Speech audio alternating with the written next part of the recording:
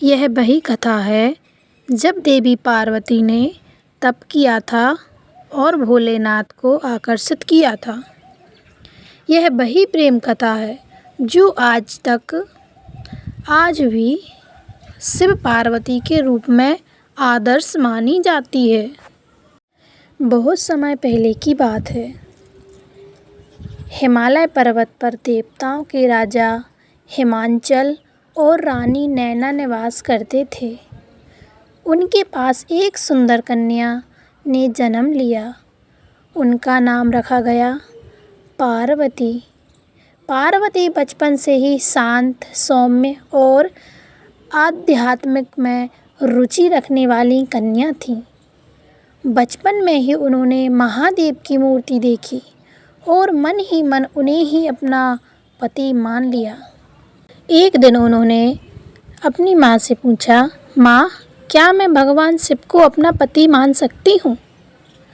माँ मुस्कुराई पर साथ में ही बोली, शिव कोई साधारण देव नहीं है बेटी, वो तपस्वी हैं, योगी हैं, वनवासी हैं।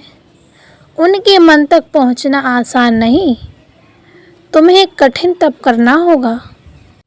पार्वती ने दृढ़ निश्चित कर लिया। उन्होंने हिमालय की गुफाओं में जाकर कठोर तप करना शुरू कर दिया। दिन रात शिव का ध्यान करती, भोजन त्याग दिया, पानी त्याग दिया और अंत में केवल वायु पर निर्भर रहकर उन्होंने वर्षों तक तप किया। उनकी तपस्या से तीनों लोक हिलने लगे। देवता चिंतित हो गए। अगर शिव पार्वती का यह प्रेम स्वीकार नहीं किया तो यह तप नष्ट हो जाएगा। इंद्रदेव ने कामदेव को भेजा ताकि वह शिव का ध्यान भंग कर सकें। कामदेव ने पुष्प बाण चलाया। फूलों के तीर से शिव की समाधि भंग हो गई। शिव ने आंखें खोली और जब उन्होंने अपनी तपस्या में विघ्न देखा, उन्होंने क्रोध में आकर अपनी तीसरी आंख खोल दी। कामदेव वहीं भस्म हो गए।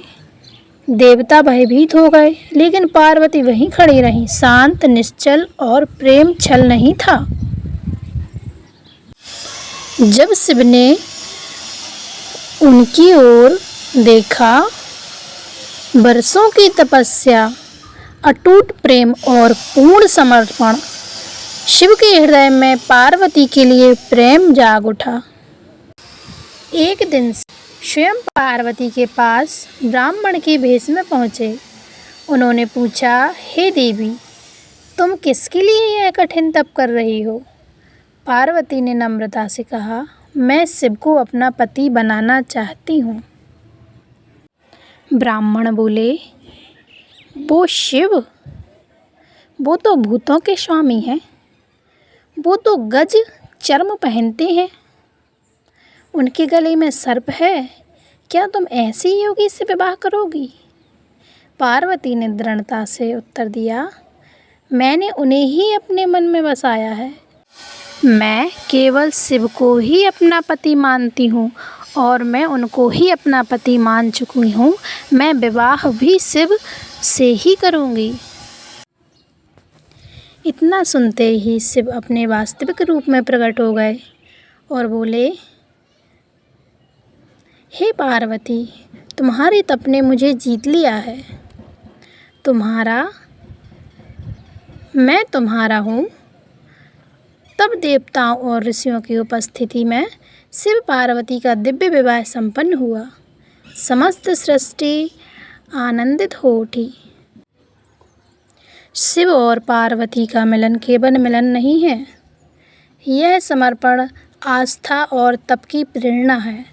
पार्वती ने यह सिद्ध किया कि सच्चा प्रेम किसी वस्तु, रूप या वैभव के लिए नहीं होता है, वह आत्मा से आत्मा का मिलन होता है।